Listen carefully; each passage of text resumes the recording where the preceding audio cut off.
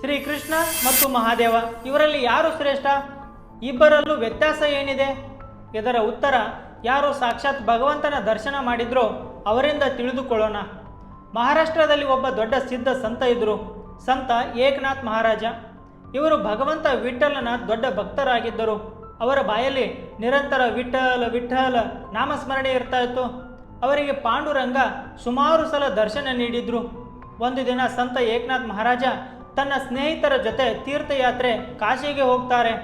ಶಾಸ್ತ್ರದಲ್ಲಿ ವಿಧಾನವಿದೆ, ಒಂದು ವೇಳೆ ನೀವು ಕಾಶಿಗೆ ಹೋಗಿ ಅಲ್ಲಿಂದ ಗಂಗಾಜಲ ತಗೊಂಡು ರಾಮೇಶ್ವರಂಗೆ ಹೋಗಿ ಅದೇ ಗಂಗಾಜಲದಿಂದ ರಾಮೇಶ್ವರಮನಿಗೆ ಅಭಿಷೇಕ ಮಾಡಿದರೆ ನಿಮಗೆ 5 ಮಹಾಯಜ್ಞ ಮಾಡಿದ ಫಲ ಸಿಗುತ್ತೆ. ಅದಕ್ಕೆ ಸಂತ ಏಕನಾಥ್ ಮಹಾರಾಜ ಗಂಗೋತ್ರಿಯ ಗಂಗಾಜಲ ತಗೊಂಡು ರಾಮೇಶ್ವರಂಗೆ ಹೋಗ್ತಾ ಇದ್ದರು. ಸ್ವಲ್ಪ ದೂರದಲ್ಲೇ ರಾಮೇಶ್ವರಂ ದೇವಸ್ಥಾನ ಇತ್ತು.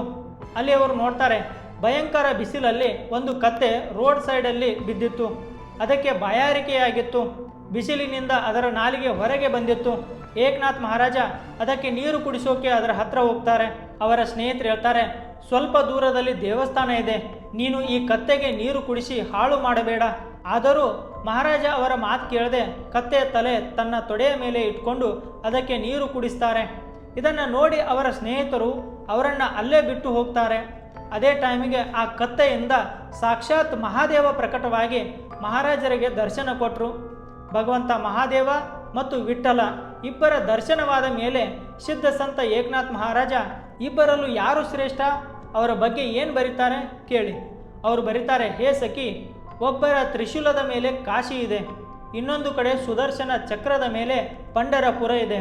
ಹೀಗೆ ವಿಶ್ವನಾಥ ಮತ್ತು ಜಗನ್ನಾಥ ಇಬ್ಬರು ಒಂದೇ. ಒಬ್ಬರು ಭಸ್ಮ ಹಚ್ಕೊಂಡ್ರೆ ಇನ್ನೊಬ್ಬರು ಕಸ್ತೂರಿ ತಿಲಕ ಹಚ್ಕೊಳ್ತಾರೆ. ಒಬ್ಬರು ಪ್ರಾಣಿ ಚರ್ಮ ಧರಿಸಿದ್ರೆ ಇನ್ನೊಬ್ಬರು ಬೆಳ್ಳಿ ಬಂಗಾರದಿಂದ ಮಾಡಿದ ಪೀತಾಂಬರ. ಆದರೆ ಸಖಿ, ಇಬ್ಬರಲ್ಲೂ ಯಾವುದೇ ವ್ಯತ್ಯಾಸ ಇಲ್ಲ. ಒಬ್ಬರ ಕೊರಳಲ್ಲಿ ತುಳಸಿ ಮಾಲೆ, ಇನ್ನೊಬ್ಬರ ಕೊರಳಲ್ಲಿ ವಾಸುಕಿ. ಒಬ್ಬರ ವಾಹನ ಗರುಡ, ಇನ್ನೊಬ್ಬರದು ನಂದಿ. ಆದರೆ ಇಬ್ಬರು ಒಂದೇ ಸಖಿ. ಒಬ್ಬರ ಅರ್ಧಾಂಗಿ ಪಾರ್ವತಿ, ಮತ್ತೊಬ್ಬ ರುಕ್ಮಿಣಿಯ ಪತಿ. ಹರಿ ಹರ ಇಬ್ಬರಲ್ಲೂ ಯಾವುದೇ ವ್ಯತ್ಯಾಸವಿಲ್ಲ, ಇಬ್ಬರು ಒಂದೇ ಅಂತ ಹೇಳ್ತಾರೆ. ರಾಧೆ ರಾಧೆ.